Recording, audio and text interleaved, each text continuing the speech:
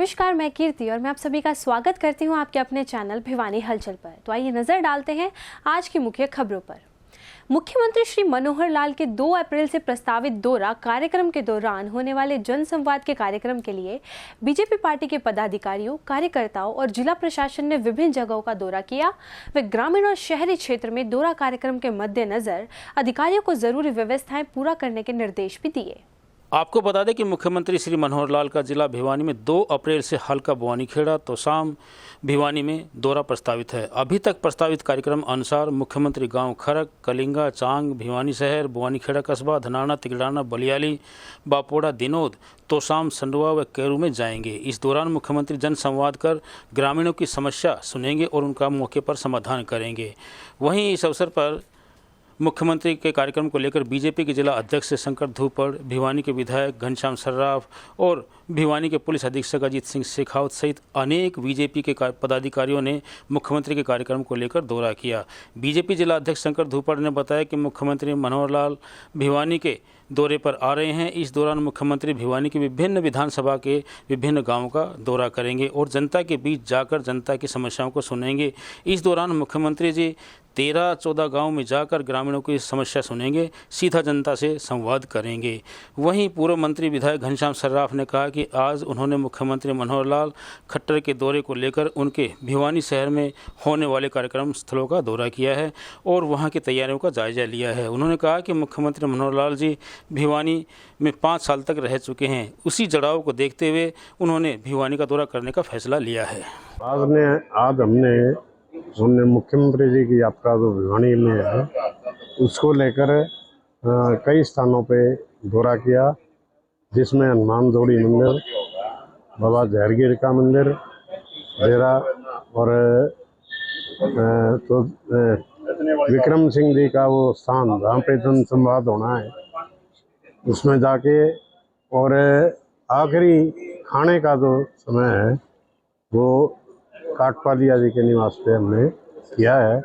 इन सब को लेके हम जगह जगह उनके लिए स्वागत के लिए, सत्कार के लिए या संवाद के लिए भी हम जगह जगह जाके लोगों से बातचीत कर रहे हैं। और उनका जिस प्रकार से ये हमारे को एक निर्देश प्राप्त हुआ कि इस दिन और इस समय पे आपके पास आके मैं आपको और आपके क्षेत्र को बहुत अच्छे ढंग से जानते भी हैं, क्योंकि माननीय मुख्यमंत्री जी 5 साल भिवानी विभाग के हमारे प्रचारक रहे हैं। और जो विभाग प्रचारक होता है वो हर टाइप से हमारे इस संस्था को बढ़ाने के लिए राजनीतिक रूप से अब जब से उनको जिम्मेवारी मिली, जब से हमारे सदस्यों को साथ लेने के लिए और उनका विश्वास जगाने के लिए हमारे बीच में आ रहे हैं। माननीय मुख्यमंत्री जी का 2 से लेकर 4 तारीख तक का भिवानी में जनसंवाद के कार्यक्रम रखे गए हैं। माननीय मुख्यमंत्री जी इस दौरान 13-14 गांवों में जाने वाले हैं, लोगों के बीच में जाएंगे, लोगों से बीच में संवाद करेंगे। इस दौरान अलग अलग जगह पर उनके चाय के कार्यक्रम हैं, खाने के कार्यक्रम हैं परिवारों में, और जैसा मैंने अभी आपको बताया वो चौपाल पर बैठ करके ग्रामीणों से बात करेंगे, उनसे सीधा संवाद करेंगे। वो कार्यक्रम जो है बिल्कुल जैसा मैंने कहा कि चौपाल में बैठ करके करेंगे, गांव के बीच में बैठ करके करेंगे, तालाब के किनारे बैठ करके करेंगे, खाट और बुढ़े पर बैठ करके करेंगे, किसानों से, आम जनमान से वहां बैठ करके गांव में जा करके उनके बीच में जा करके उनकी बात उनके साथ करेंगे। अपने दमदार मुक्कों की बदौलत देश को वर्ल्ड बॉक्सिंग चैंपियनशिप में गोल्ड मेडल देने वाली गोल्डन गर्ल नीतू घनघस का भिवानी पहुंचने पर शानदार विजय जुलूस निकाला गया। हर किसी ने अपनी लाडली को सिराखों पर बिठाया और जगह जगह नीतू को नोटों की मालाओं से लदालद किया गया। देखिए नीतू के सम्मान की ये खास रिपोर्ट। आपको बता दें कि भिवानी को यहाँ के बॉक्सर्स की बदौलत मिनी क्यूबा के नाम से जाना जाता है। इसमें अब एक नाम बॉक्सर नीतू घनघस का भी जुड़ गया है, जो साल 2017 से अंतर्राष्ट्रीय स्तर पर एक के बाद एक गोल्ड मेडल लाकर देश का गौरव व बेटियों का मान बढ़ा रही है। बीते साल कॉमनवेल्थ में और अब हाल में वर्ल्ड बॉक्सिंग चैंपियनशिप में नीतू ने अपने दमदार मुक्कों की बदौलत देश की झोले में गोल्ड मेडल डाला है। नीतू ने इस कहावत को पूरा किया है जिसके तहत कहा जाता है कि हमारी बेटी बेटों से कम नहीं। यही कारण है कि नीतू को भिवानी पहुंचने पर सर आंखों पर बैठाया गया और जगह जगह नीतू का सम्मान किया गया। नीतू को नोटों की मालाओं से लाद दिया गया। रंग गुलाल के साथ खेलते हुए, नाचते हुए, खुशी मनाते हुए खिलाड़ियों ने अपना आभार व्यक्त किया। और इसी प्रकार से भिवानी बॉक्सर्स क्लब में खुद सांसद चौधरी धर्मवीर सिंह ने नीतू को सम्मानित करने के लिए पहुंचे और 11 लाख रुपए की सहायता राशि देने की घोषणा की।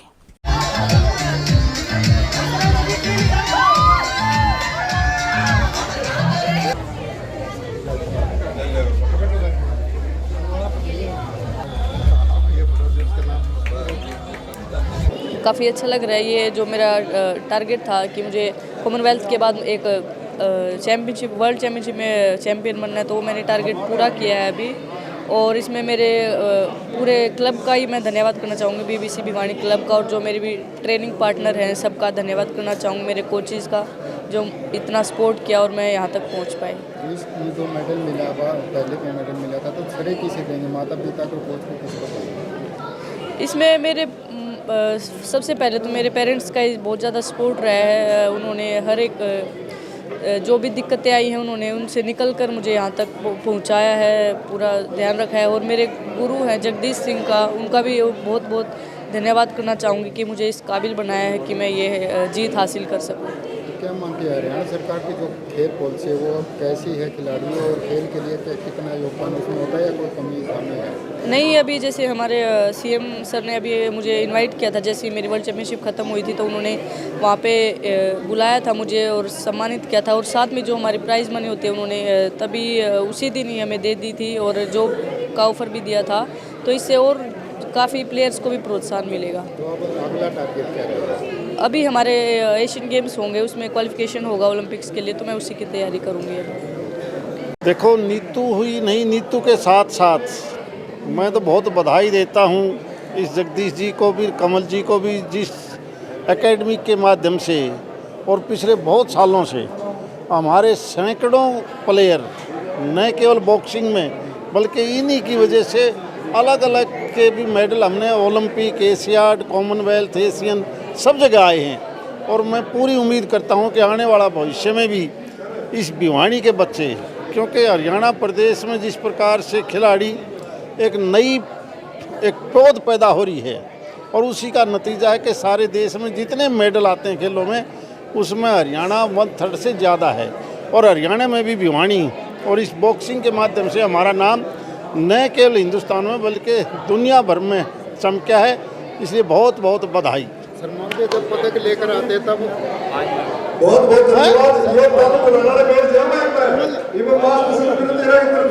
पदक लेकर आते सिर आंखों पर बैठा जाता, नहीं मानते कि शुरुआती दौर से खिलाड़ियों को प्रोत्साहन मिलना चाहिए, सहयोग होना चाहिए? ये सही बात है कि अब समय आ गया, खिलाड़ी परिवार का नहीं होता, ना स्टेट का होता, वो एक राष्ट्र की धरोहर है। इसलिए सारा देश एक ऐसी स्पोर्ट्स पॉलिसी बनाने की ज़रूरत है कि स्टार्टिंग में ही हम उस खिलाड़ी की पहचान करके उसको जो भी सुख सुविधा, जो सामान, जो प्रमोशन करने के लिए हमारी जितनी मदद हो सकती है हमें शुरुआती दौर से ही करनी चाहिए। तभी जाके इस देश के मेडल, जो 140 करोड़ का देश है, जब ओलंपिक की तालिका आती है तो हम बहुत नीचे हैं और उसका टारगेट हम तभी पूरा करेंगे जब एक राष्ट्र की संपत्ति मान के खिलाड़ियों को देखेंगे। नौकरी का ये पूरे देश के लिए, हरियाणा के लिए और पूरे देश की बेटियों के लिए बहुत गर्व की बात है कि हमारी बेटी ने विश्व मुक्केबाजी में अपने मुक्के का दम दिखा के गोल्ड जीता है। और इसमें सबसे बड़ी बात यह है कि नीतू ने 3 जो पहली फाइटें थी तीनों नॉकआउट या RSC के रही। आप तक नीतू की रही है? नीतू की बहुत शानदार उपलब्धियाँ रही है। पहली बार नीतू ने अंतर्राष्ट्रीय स्तर पर जब टूर्नामेंट में गई थी तो गोल्ड जीता था। उसके बाद 2017 में युवा विश्व मुक्केबाजी जो 19 साल से नीचे की होती है उसमें गोल्ड है। 2018 में एशियन चैम्पियनशिप में गोल्ड है और 2018 में युवा विश्व चैम्पियनशिप में गोल्ड है। 2022 में नीतू ने पहले तो स्टेंजा कप में गोल्ड लिया था, एक बहुत बड़ा अंतर्राष्ट्रीय स्तर का टूर्नामेंट था, और फिर कॉमनवेल्थ गेम में गोल्ड लिया, और अभी विश्व मुक्केबाजी में स्वर्ण पदक लेके हमारा गौरव बढ़ा है। तो अगला टारगेट क्या होगा? अगला टारगेट, हमारा टारगेट तो ओलंपिक का है, लेकिन ओलंपिक में हमारी जो वेट कैटेगरी है वो नहीं है, हमें 50 किलो वेट ऊपर के भार वर्ग में लड़ना होगा, और अभी ऊपर के भार वर्ग में भी जो निखत जरीन है उसका भी स्वर्ण पदक है। अभी ये निर्णय फेडरेशन को करना है कि वो नीतू और फेडरेशन, वो निखत दोनों विश्व चैंपियन है, दोनों की आपस में ट्रायल करवाती है, किस आधार पर चयन करती है, जो हमारी जो फेडरेशन जो निर्णय लेगी हम उसका पालन करेंगे। बहुत ज़्यादा खुशी हो रही है कि नीतू ने वर्ल्ड बॉक्सिंग चैम्पियनशिप में गोल्ड मेडल जीता है।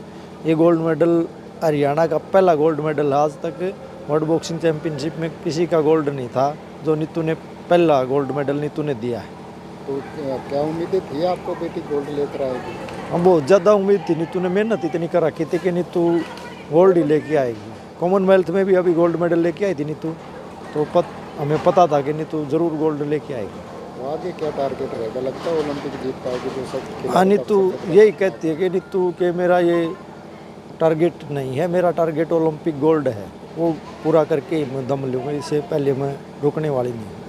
शनिवार को राजकीय मॉडल संस्कृति वरिष्ठ माध्यमिक विद्यालय में नए सत्र का शुभारंभ हवन यज्ञ के साथ किया गया। हवन यज्ञ में विद्यालय की प्राचार्य सविता घनघस की अध्यक्षता में सभी स्टाफ सदस्यों और विद्यार्थियों ने आहुति देकर मां सरस्वती वंदना की। इस अवसर पर प्राचार्य ने नए सत्र की विभिन्न योजनाओं के बारे में भी बताया। हवन यज्ञ में विद्यालय की प्राचार्य सविता घनघस की अध्यक्षता में सभी स्टाफ सदस्यों और विद्यार्थियों ने आहुति देकर मां सरस्वती वंदना के साथ नए सत्र का शुभारंभ किया। नए सत्र से पहले अच्छे रिजल्ट की कामना के साथ सभी को शुभकामनाएं दी।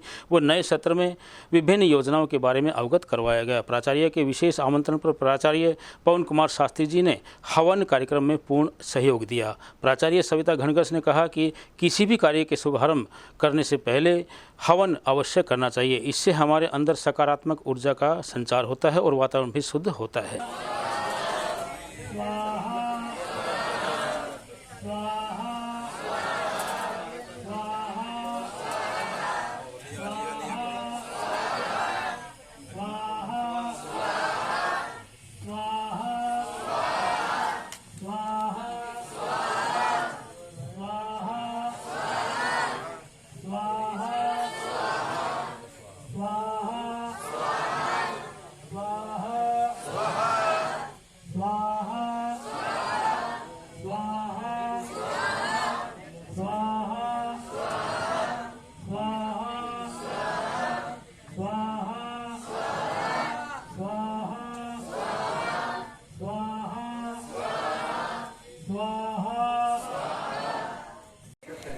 जी, आज सत्र 23-24 आरंभ हुआ है और उसी के उपलक्ष्य में ये जिला स्तर का जो हमारा मुख्यालय है राजकीय मॉडल संस्कृति स्कूल, इसमें हवन के द्वारा शुभारंभ किया गया और सभी प्राचार्य श्रीमती सविता जी घनघस ने सभी स्टाफ सदस्यों के साथ मिलकर के आज ये शुभ कार्य किया है ताकि विद्यालय का जो वातावरण है वो शुद्ध रहे, आसपास का वातावरण शुद्ध रहे और सबने श्रद्धा भावना से आज ये इस हवन का आयोजन किया है ताकि सुख शांति रहे और छात्रों को भी जो सरस्वती माता है, क्योंकि सरस्वती माता विद्या की अधिष्ठात्री देवी है, तो उसी की कृपा से बच्चों में सद्बुद्धि आए और वो जीवन में सफल हो।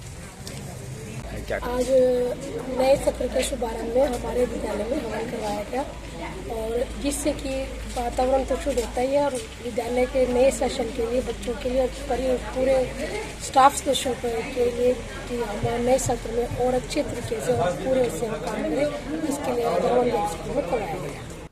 थाना तोशाम पुलिस ने मेरा फसल मेरा ब्यौरा पोर्टल पर भावांतर का आर्थिक लाभ प्राप्त करने के लिए ऑनलाइन धोखाधड़ी करके मुआवजा राशि प्राप्त करने के मामले में मुख्य आरोपी को गिरफ्तार करने में बड़ी सफलता हासिल की। पुलिस टीम द्वारा आरोपी से रिमांड अवधि के दौरान गहनता से पूछताछ जारी है, वहीं अन्य आरोपियों की गिरफ्तारी के प्रयास किए जा रहे हैं। आपको बता दें कि जग प्रवेश निवासी मिरान भिवानी ने थाना तोशाम पुलिस को एक शिकायत दर्ज करवाई थी, जिसमें शिकायतकर्ता ने पुलिस को बताया कि उनकी ज़मीन का मेरा फसल मेरा ब्यौरा पोर्टल पर कपास, गवार व बाजरे की फसल का ऑनलाइन फर्जी डाटा अपलोड कर भावांतर का आर्थिक लाभ धोखाधड़ी से आरोपी के द्वारा प्राप्त किया गया है। वहीं अभियोग में प्रभावी कार्रवाई करते हुए थाना तोशाम के उप निरीक्षक सतपाल सिंह ने मुख्य आरोपी को मिरान चौक से गिरफ्तार करने में बड़ी कामयाबी हासिल की है। आरोपी को पेश माननीय न्यायालय में करके 1 दिन के पुलिस रिमांड पर लिया गया है। जांच इकाई के द्वारा पूछताछ करने पर आरोपी ने बताया कि उसने अपने मोबाइल फ़ोन के द्वारा अपने दोस्तों के साथ मिलकर करीब 400 किसानों के भावांतर योजना का धोखाधड़ी से लाभ उठाने के लिए फर्जी ऑनलाइन एंट्री की थी, जिसके बदले में आरोपी को नकद 30 लाख रुपये प्राप्त हुए थे।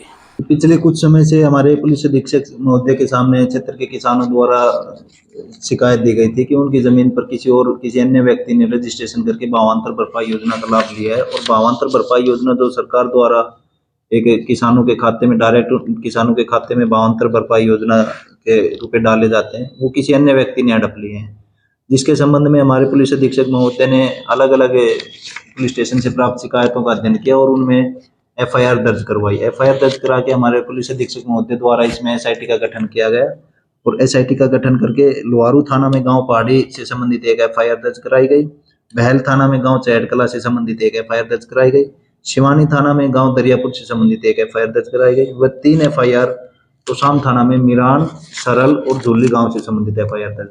इसमें अब तक कुल टोटल 6 FIR दर्ज हो चुकी हैं, जिसमें अलग अलग गाँव के किसानों की जमीन जो है वो किसी अन्य व्यक्तियों द्वारा अपने खाते प्रयोग करके और अन्य व्यक्तियों के खाते प्रयोग करके उनका रजिस्ट्रेशन किया गया है। और सरकार द्वारा जो राशि बाजरा की भावांतर के रूप में किसानों को दी जाने वाली थी, वो राशि अन्य व्यक्तियों ने हड़प ली है। इसमें कार्रवाई करते हुए हमने अभी तक कुल चार लोगों को गिरफ्तार किया है, जिसमें गांव चैडकला में जो FIR थी बैल थाने से संबंधित, उसमें हमने अब तक 3 लोगों को गिरफ्तार किया है। वह हमने दिनांक 30/3/2023 को गांव मिरान में हुई FIR के संबंध में एक आरोपी सतीश कुमार सन ऑफ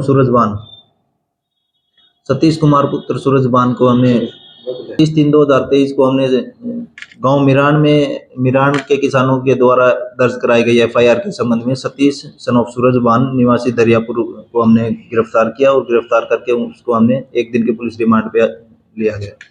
दौरान गिरफ्तारी उसने हमारे को कुछ चीजें बताई, जिसमें उसने बताया कि उसने करीब 300 से 400 बैंक अकाउंट अलग अलग लोगों के यूज कर रखे हैं, जो उसके अन्य साथियों ने उसको प्रोवाइड कराए हैं, जिसमें कुछ साथियों द्वारा 50 अकाउंट, कुछ साथियों द्वारा 70 अकाउंट, कुछ साथियों द्वारा 30 अकाउंट, इस तरह से उसने अलग अलग साथियों के माध्यम से अकाउंट गैदरिंग की और उन अकाउंटों का गांव दरियापुर, गांव सरल और गांव मिरान की जमीन पर बाजरा की भावांतर भरपाई योजना के रूप में रजिस्ट्रेशन कर दिया।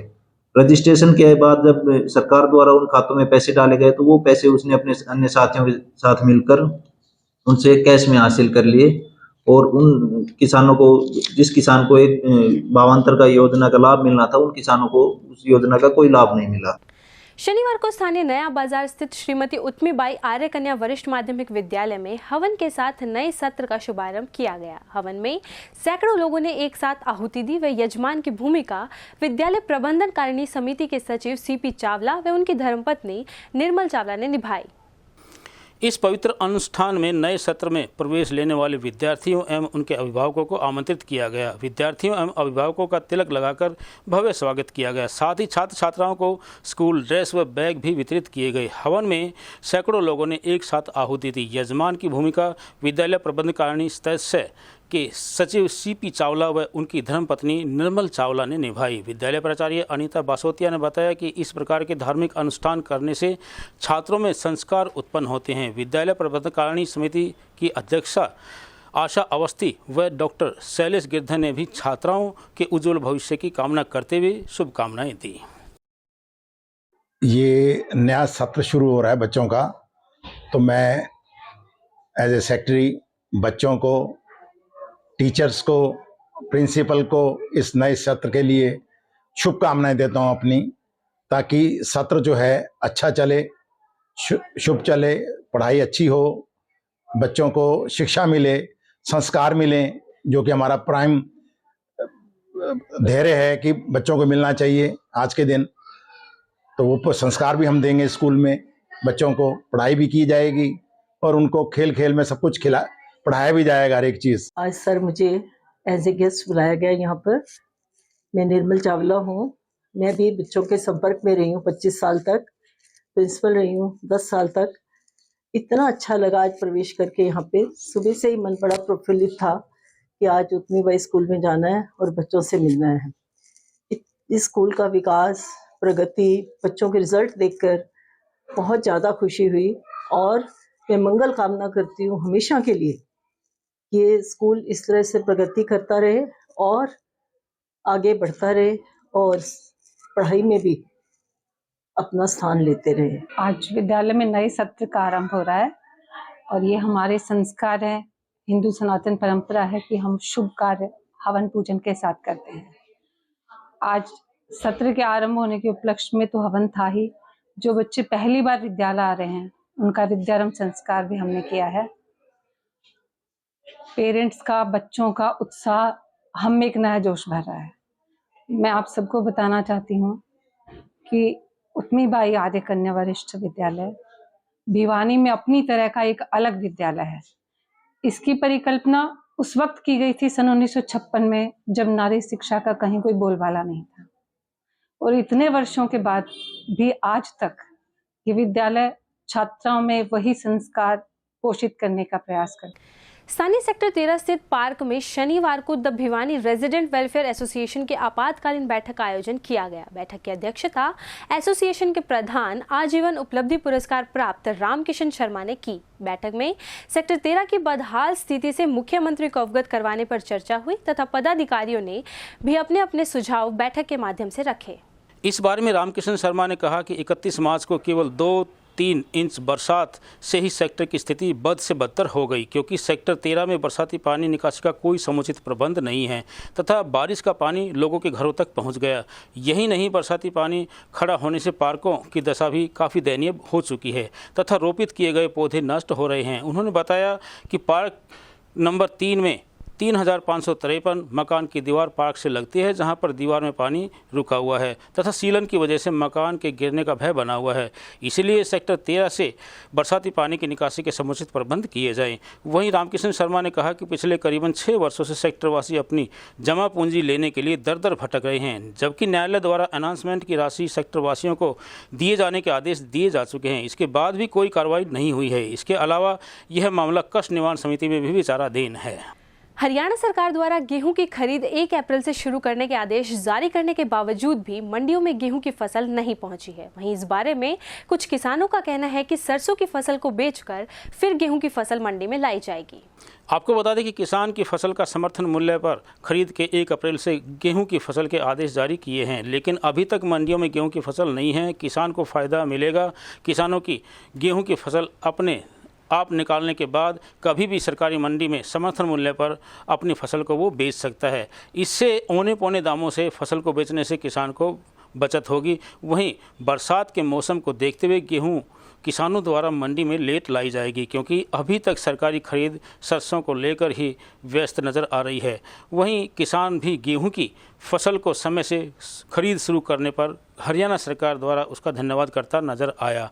फिलहाल किसान अभी अपनी सरसों की फसल को बेचने में ही लगे हुए हैं। सरकार ने एक अच्छा कदम उठाया है ये, और आज से पहले थोड़ी लेट शुरू होती थी गेहूँ की बिक्री, अब आज से शुरू होगी गेहूँ की बिक्री। कितनी खुशी है?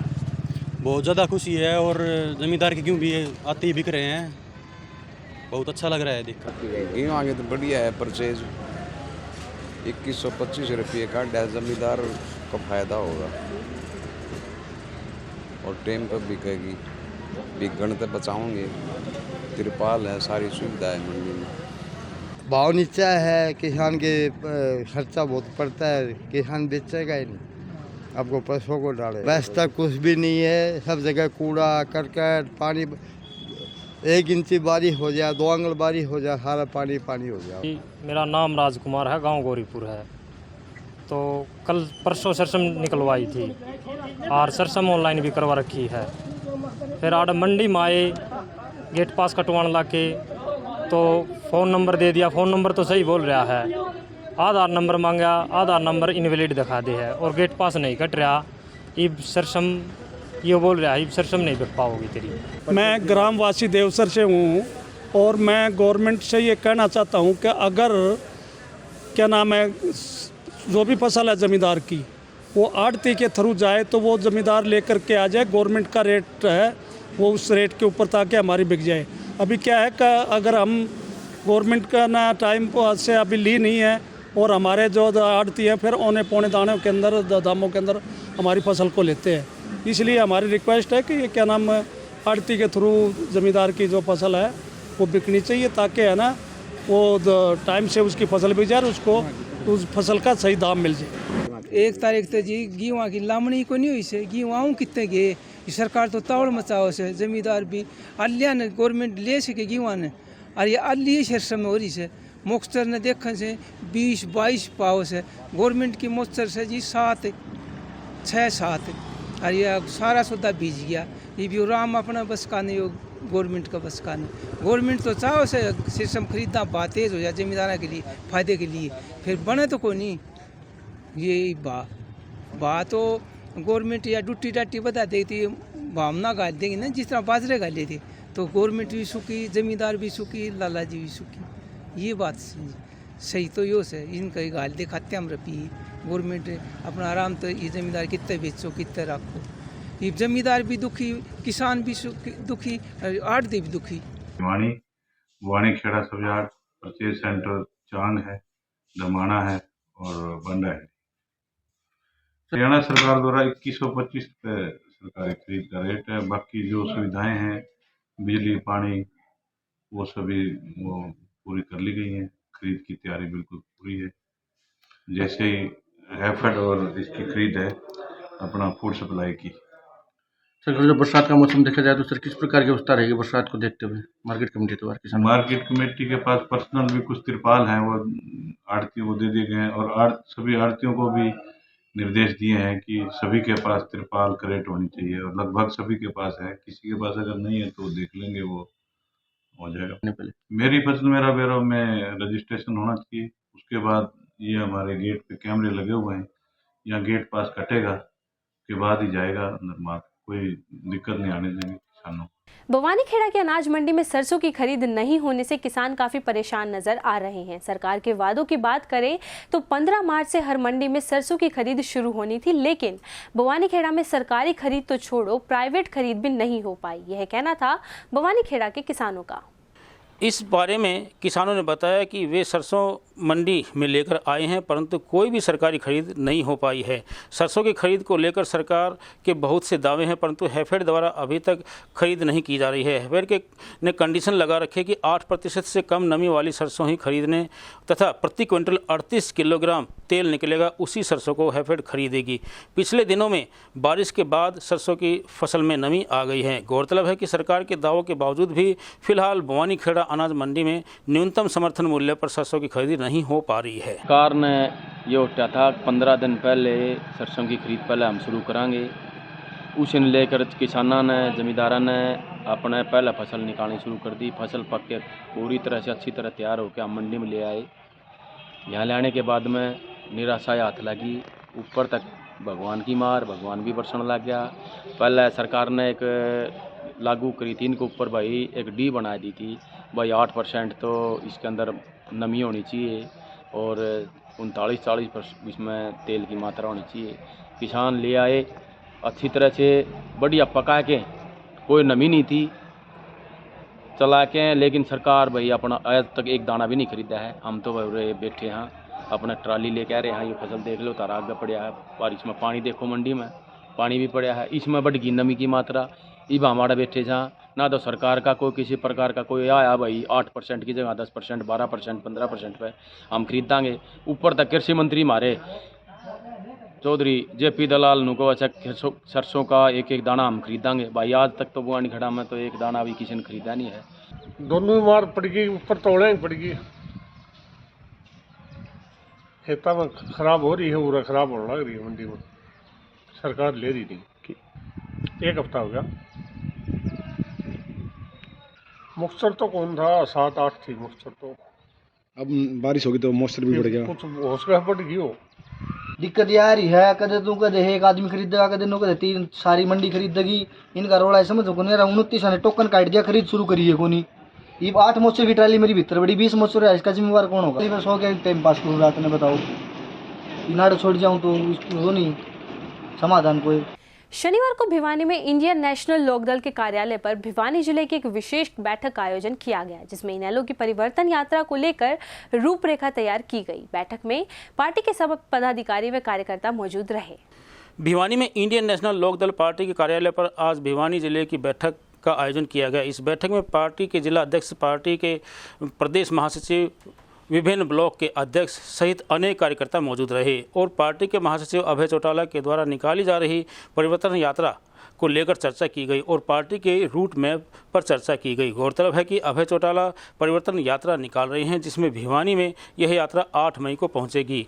उस यात्रा को लेकर आज भिवानी में इस यात्रा का रूट मैप तैयार किया गया है और पार्टी के सभी पदाधिकारियों की जिम्मेदारी लगाई गई है। वहीं सुनील लांबा ने बताया कि 8 मई को यह यात्रा महम से भिवानी में प्रवेश करेगी। इस बैठक में आगामी परिवर्तन यात्रा को लेकर चर्चा की गई है और कहा कि यह परिवर्तन यात्रा आने वाले समय में सभी जिलों का रिकॉर्ड तोड़ेगी। इंडियन नेशनल लोकदल पार्टी के महासचिव, पार्टी के वरिष्ठ नेता, किसान नेता, खेल रत्न, एलनाबाद से विधायक चौधरी अभय सिंह चौटाला जी ने हरियाणा परिवर्तन पद यात्रा शुरू की हुई है और इस यात्रा के तहत चौधरी अभय सिंह चौटाला जी ने लगभग 750 किलोमीटर पैदल तय कर दिए हैं और ये यात्रा लगातार जारी है, जो कि 25 सितंबर को जननायक जननेता धरतीपुत्र ताऊ देवीलाल जी के जन्म दिवस पर समापन होगा। इस यात्रा का आरंभ जिला भिवानी के अंदर 8 मई को होगा। 8 मई से 16 मई तक भिवानी जिले के अंदर ये यात्रा चलेगी।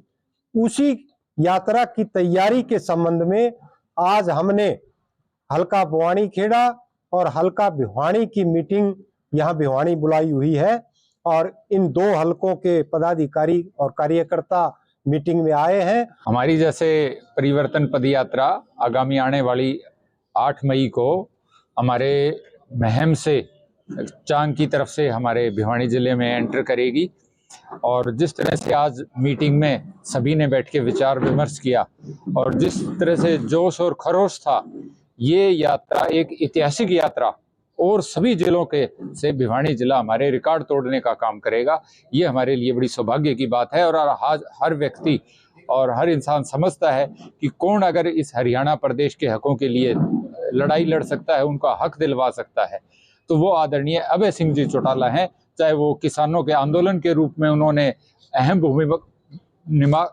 भूमिका निभाकर अगर तीनों कृषि कानून थे जो वो वापस करवाने का काम किया था, चाहे विधानसभा में भी जिस तरह से आम आदमी की, गरीब आदमी की आवाज उठाकर उनको हक दिलाने का काम करते हैं। मैंने भी ये पार्टी ज्वाइन की है और जो अभय जी हैं वो किसी परिचय के मोहताज नहीं है, कर्मठ हैं, ये आगे चल के दिखाएंगे।